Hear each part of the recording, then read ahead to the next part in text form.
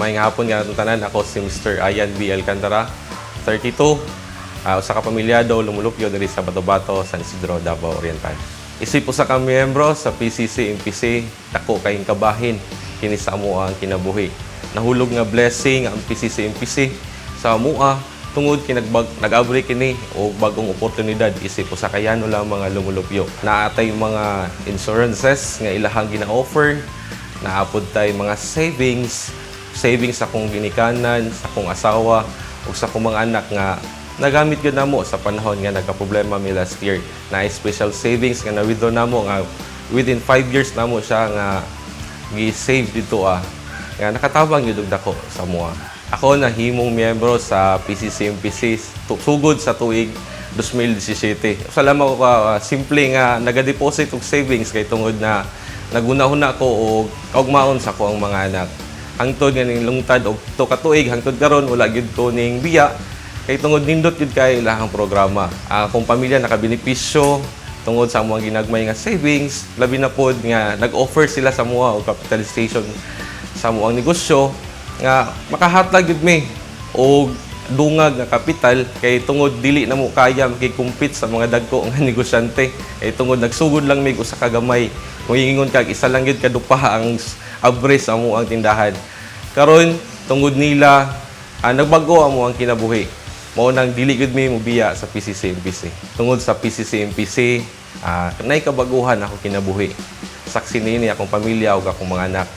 Sa tuig 2018 bisan asa mi mamuyo sa akong asawa magrenta mi balay hangtod nakauna-una mi nga magpuyo na lang pud sa mismong tindahan kun diin piot kayo abog nga medyo crowded gud siya. So naluoy ko sa akong mga anak kay isip ko sa pud ka pobre. Nakita na ko sa unang panahon nga dili gyud lalim ang mabuhi nga magkalisod. Mao kadto nga nagpasalamat mi ni PCC-MPC sa ilahang offer nga ilang hatag sa mua. Nagsugod ra gyud mi ginagmay 20,000, gidoble nila 40,000, 50,000 lang to nag-offer pa gyud sila og mas dako pa gyud ni ana nga naghatag gyud og kabaguhan.